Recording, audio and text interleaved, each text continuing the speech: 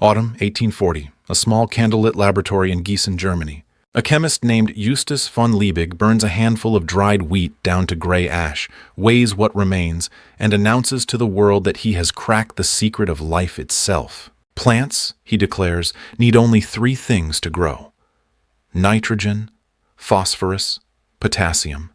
Three minerals. Nothing more. The soil itself is just a sponge, a passive carrier. Chemistry is king. It was the most consequential mistake in agricultural history. Within 100 years, Liebig's three letters, NPK, had stripped the living biology from more than half the topsoil on Earth. And the cure for that destruction, a cure costing less than a postage stamp, was already sitting on a kitchen shelf in a Korean farmhouse, in a clay jar, full of cloudy rice water, that a grandmother had been stirring for 9,000 years. This is the story of what was buried, who buried it, why, and exactly how to rebuild it, tonight, in your kitchen. Right now, across the United States, the USDA estimates more than half of all agricultural topsoil has lost the living organisms that once made it productive. Pale, dusty, blowing away in dry wind, gardens that feel like powder, fields that need more chemical input every single year just to produce the same modest harvest. Have you ever pressed a finger into your garden bed and felt only dust? No softness, no smell, just flour running through your hand? Soil scientists call that biological collapse, and it is not normal. A single teaspoon of healthy living soil holds more organisms than there are human beings on Earth. Bacteria, fungi, microscopic nematodes, billions of them in one teaspoon, all working, all feeding the plants above them. Take that same teaspoon from a chemically managed field. Most of those organisms are dead. This isn't just a garden problem. It is a civilizational problem. And it didn't happen by accident. 7,000 years before Christ, in the Yangtze River Valley of ancient China, the very first rice farmers noticed something simple and strange. The cloudy water left over from rinsing their daily rice, the water most people poured down a drain, grew taller, greener plants wherever it was poured. They didn't know the word bacteria. They didn't need to. They saw the result. 3,000 years ago, that observation reached the Korean peninsula, and it meant something that changed everything: fermentation.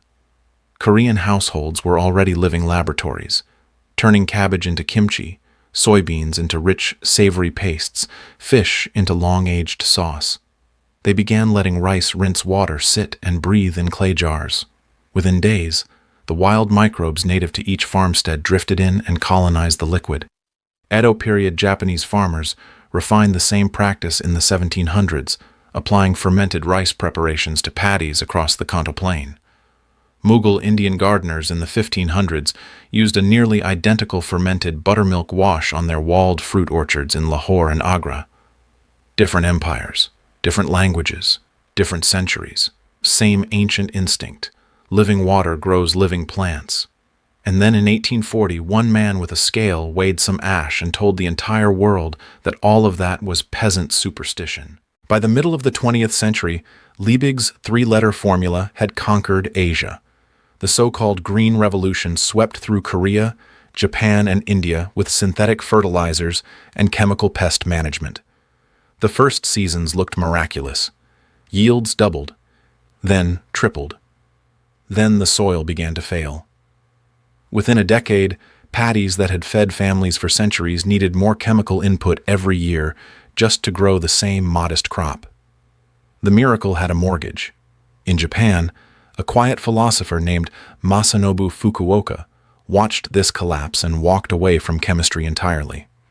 His small book, The One Straw Revolution, argued that nature left genuinely alone outproduces nature managed by chemists. The book found its way across the sea. And in South Korea, a young farmer named Cho Han-kyu, born in 1935, formally trained in chemical agriculture at university, read it and felt something snap into place. He went home in 1965. He began running careful, patient experiments. He cultured native microbes from the leaf litter of the mountain forest behind his village. He fed them to depleted paddies. He recorded every change, week by week, season by season. His critics laughed. The agricultural press dismissed him in print. The Government Extension Service refused to acknowledge his work for nearly 2 decades. By 1975, Cho was running trials on land declared agriculturally finished. Within 48 hours, visible microbial activity had returned. By harvest, his recovering paddies were yielding results competitive with neighbors spending a small fortune on fertilizer. Cho went on to found the Janong Natural Farming Institute and codify the complete system the world now calls Korean natural farming. For decades, mainstream agriculture treated Cho's work as folklore. Then the laboratories caught up. Beginning in the early 2000s, researchers at the University of Hawaii's College of Tropical Agriculture and Human Resources began publishing peer-reviewed studies, including in the journal Applied Soil Ecology, confirming that the lactic acid bacteria captured in fermented rice serum genuinely accelerated organic matter breakdown, genuinely suppressed root pathogens including fusarium wilt, and genuinely improved soil aggregation in measurable, repeatable ways. Lactic acid bacteria are not exotic. They are not rare. They are the same family of microbes that turn milk into yogurt, cabbage into sauerkraut, and that live right now inside your own gut, keeping your digestion functioning. The cure for dying soil is the same family of organisms keeping you alive. Mechanically, they do 3 things at once. First, they consume sugars and release a mild lactic acid that gently lowers pH around plant roots, making the local environment hostile to fungal pathogens. Second, they secrete biological glues, exopolysaccharides, that bind tiny soil particles into crumb-like aggregates that breathe, drain, and hold water properly. That's what makes soil feel soft and alive under your fingers. Third, they unlock complex organic matter that has been frozen in the soil for years, freeing nitrogen and trace minerals that roots can finally reach. And once they soften and prepare the ground, the long-term residents move in. Mycorrhizal fungi, the thread-like partners that wrap around plant roots and extend their reach by 10, 20, sometimes 100 times. Those fungi cannot survive in chemically sterilized ground, but they thrive in soil quietly prepared by lactic acid bacteria. The bacteria are the welcoming committee. The fungi do the deep work. The global synthetic fertilizer industry is worth more than $230 billion a year. The market for commercial soil amendments, bagged compost, bottled inoculants, liquid soil conditioners, adds another $34 billion on top of that. None of that revenue depends on your soil actually recovering long-term. It depends on you coming back next spring to buy another bag. A method that genuinely heals soil, that makes gardeners less dependent on inputs every year, not more, is a direct threat to that revenue model. This is not a conspiracy. It's simpler than that. It's market logic. A product that cannot be patented cannot be marketed at scale. A product that cannot be marketed won't receive research funding. Without research funding, it won't be recommended by extension programs, which are partly underwritten by industry grants. And without extension recommendations, it never reaches the garden center shelf. Nobody has to plot anything. The system simply forgets. Here is the punchline. The exact same lactic acid bacteria you can grow at home for 30 cents of rice and milk are sold in concentrated form at premium garden centers in shiny 8-ounce bottles for $32 each. That is the wall that has been built around grandmother's clay jar. Now, to what you came for. 4 steps, about $1 in ingredients, 2 weeks of patience, a full growing season of results. Step 1. Catch the wild microbes. Take half a cup of plain, uncooked white rice. Long grain, jasmine, whatever is cheapest. Place it in a clean glass bowl. Add 2 cups of dechlorinated water. This is the first place most people fail. Do not use tap water straight from a municipal line. Chlorine kills the microbes you're trying to capture. Fill a pitcher and let it sit uncovered on your counter for 24 hours. Or use rainwater, well water, or filtered water. Swirl the rice vigorously until the water turns milky white. Pour the cloudy liquid into a clean mason jar, filling it no more than 2/3 full. Step 2. Let the wild air work. Cover the jar's mouth with cheesecloth or a paper towel secured with a rubber band.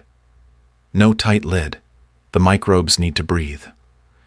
Set it in a dark, warm cabinet between 65 and 75 degrees Fahrenheit. Wait 3 to 5 days. When the liquid smells faintly sour and slightly sweet, like plain yogurt, wild lactic acid bacteria have colonized the jar. If it smells rotten or like ammonia, start over with cleaner equipment. Step 3. Multiply.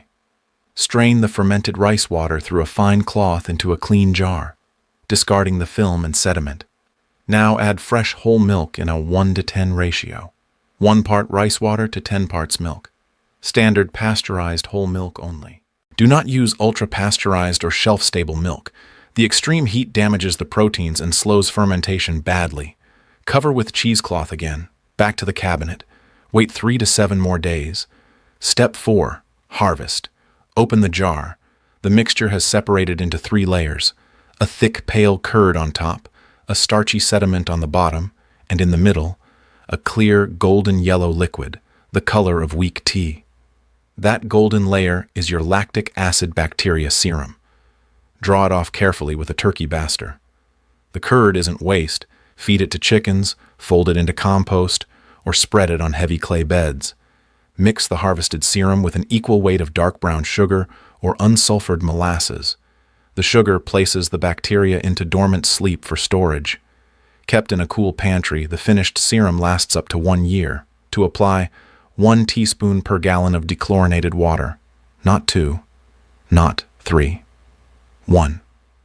Drench garden beds at the root zone, mist the foliage of struggling plants, or pour over a tired compost pile.